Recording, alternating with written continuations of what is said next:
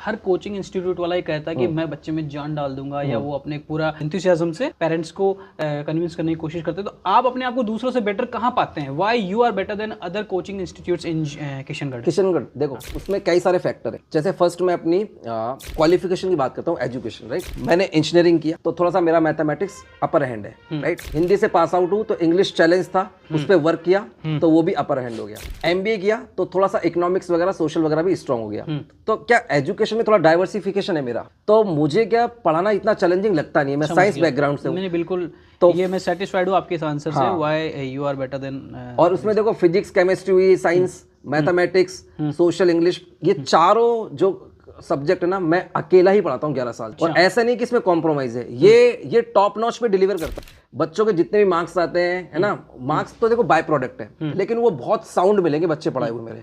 ऐसे नहीं कि वो रटे हुए कुछ भी नहीं, वो बहुत साउंड है, कैपेबिलिटी है लॉजिकली सोचने की, बात करने की, इन चीज़ों में।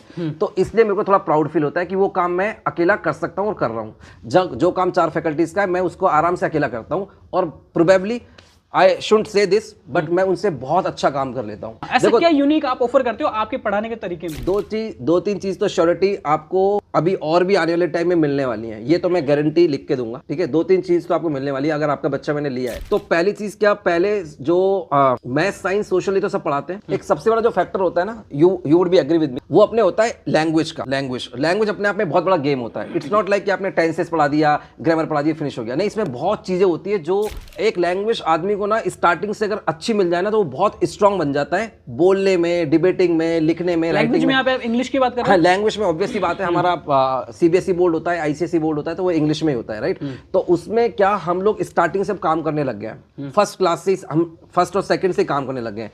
तो हम सेकंड, थर्ड, फोर्थ, फिफ्थ 4 साल में हम बच्चों को बहुत क्या बोलते हैं ना, सप्लाई करते हैं चीजें। जैसे उसमें मान लो आपने 4 साल में बच्चों को 1000 इंग्लिश के नए वर्ड सिखाए, पूरी आपने ग्रामर टेस्ट सीरीज के साथ, वर्कशीट के साथ सिखाई। उसमें आपने उनको 100, 200, 300 प्रोवर्ब्स और इडियम सिखाए। फिर उसके बाद कैसे इंग्लिश को लिखते हैं, है ना, उसको कैसे पॉलिश अप करते हैं, वो सिखाया।